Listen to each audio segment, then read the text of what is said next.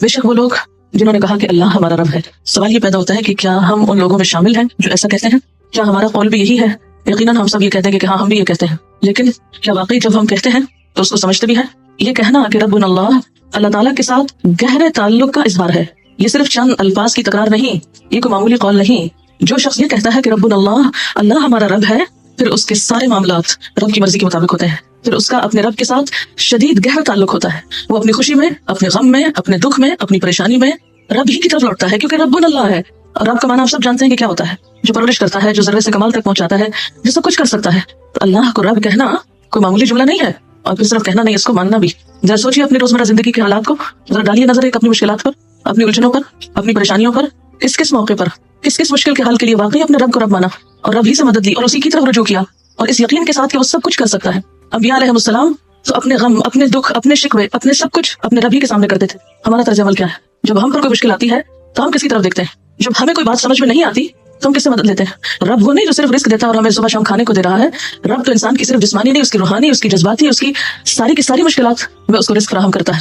یعنی رب صرف کھانے پینے کا رازق نہیں ہے، رب تو انسان کو انتہائی دکھ، تکلیف اور پریشانی کے موقع پر وہ روحانی رضا دیتا ہے جو مانگنے والوں کو ملتی ہے، جو تعلق رکھنے والوں کو ملتی ہے۔ اور واقعی جو یہ کہتے ہیں کہ اللہ ہمارا رب ہے، تم مستقام ہو، انہیں استقامت نصیب ہوتی ہے۔ جب یہ استقامت نصیب ہوتی ہے تو اگلا انعام ملتا ہے، تتنزل علیہم الملائکہ، پھر ان کے دوست فرشتے بنتے ہیں۔ وہ ساری دنیا میں تنہا ہو کے تنہا نہیں ہوتے، وہ کسی بھی مشکل وقت میں نہیں گھبراتے۔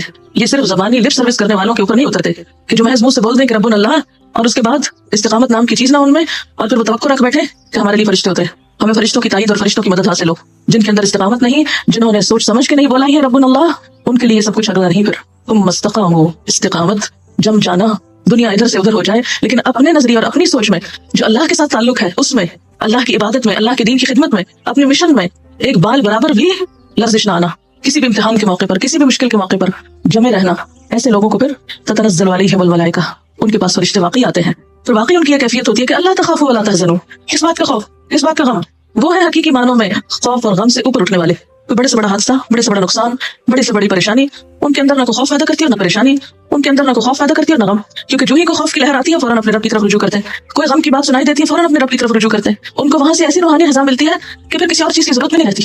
وَأَبْشِرُوا بِالْجَنَّةِ الَّتِي كُنتُمْ تُوعَدُونَ، اور ہر حال میں استقامت اختیار کرنے والوں کے لیے یہ پھر کیا ہے؟ جنت کی خوشخبری ہے کہ دنیا میں جو بھی تکلیف آئے گی، اگر کانٹا بھی چبھے گا، کوئی بھی ناگوار صورت پیش آئے گی، کوئی بھی خواہش کے خلاف، کوئی بھی مرضی کے خلاف، تو کیا ہوگا؟ سب سے آخرت میں محفوظ ہے۔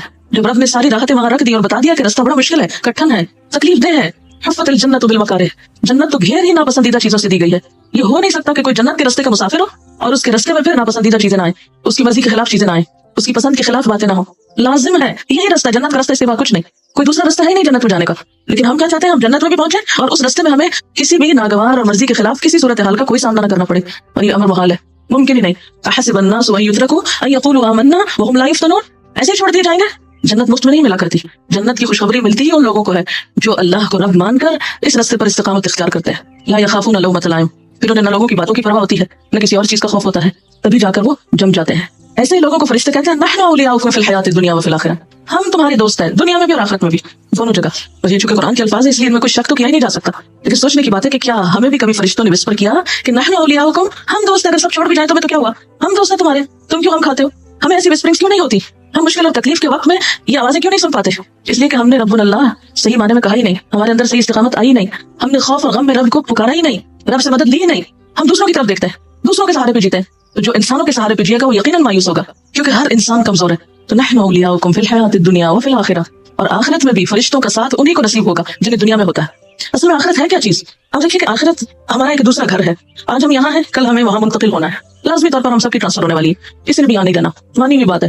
اور ٹرانسفر کا ایک مخصوص طریقہ ہے کہ ہمارا جسم ختم ہو جاتا ہے لیکن ہماری روح اور ہمارے احساسات اور ہمارے جذبات وہ نہیں مرتے، وہ جیسے دنیا میں ہوتے ہیں ویسے مرنے کے بعد ہوتے ہیں، اور ویسے قیامت کے دن اٹھیں گے ہمارے ساتھ۔ اگر ہم یہاں نفس مطمئنہ ہے، قلب مطمئن ہے، یہاں استقامت ہے، نفس اور غم سے اٹھے ہوئے اوپر، اور یہاں ہمیں اللہ تعالیٰ کی مدد پر بھروسہ ہے اور اللہ کی تائید اور فرشتوں کی دوستی پر، تو یہ سارا سیناریو وہاں بھی ایسا ہی ہوگا جیسے حدیث میں ہے، جیسے مرو گے ویسے ہی اٹھائے جاؤ گے۔ جو لبیک پکارتا ہوا مرے گا وہ لبیک پکارتا ہوا اٹھے گا۔ جس مجلس میں، جس محفل میں، جن باتوں میں، جن دوستوں میں، توفینا مع الابرار، جن لوگوں میں، جن سوچوں میں، جن احساسات میں، جن محبتوں میں، جن چیزوں میں مرو گے، عین ہی انہی کے ساتھ اٹھو گے، انہی مریں گے۔ اگر مرتے وقت اللہ کی محبت نصیب ہے، اطمینان قلب نصیب ہے، تو پھر قبر میں بھی اطمینان نصیب ہوگا، وہاں بھی کوئی خوف نہیں ہوگا، کوئی غم نہیں ہوگا، وہ فرشتے دوست ہیں، وہ آ جائیں گے، قیامت کے دن اٹھیں گے تو وہاں بھی یہی ہوگا، کوئی گھبراہٹ نہیں، کوئی فکر نہیں، کوئی پریشانی نہیں، فوراً آپ پہنچیں گے دوست، فوراً اپنی تحویل میں لے لیں گے، फौरन रास्ता दिखाएंगे, हर हर मरहले पर साथ देंगे, क्योंकि ऐसे लोगों ने मादी सहारों से ऊपर उठ के किसी और को सहारा माना है और पूरे यकीन के साथ नहनु औलियाउकुम फिल हयातिद दुनिया, दुनिया में भी साथ है व फिल आखिरा, और आखिरत में। अगर आज दुनिया में हमें महसूस नहीं होता ना, तो आखिरत में अचानक कहीं से नहीं आ जाएगी ये। इन कैफियत को यही लाने की जरूरत है, और ये कैफियत पैदा उस वक्त होती है जब इंसान सच्चे दिल से रब को रब मानता है, और जब इंसान इस्तिकामत इख्तियार करता है, चाहे मर्जी के मुताबिक हालात हो या खिलाफ हो।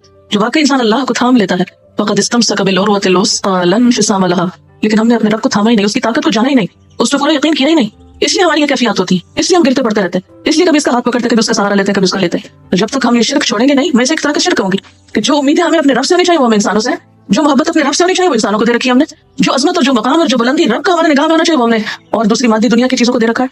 फिर जब हमने सहारा गैर अल्लाह को बना रखा है, तो मदद वहां से कहां से आएगी?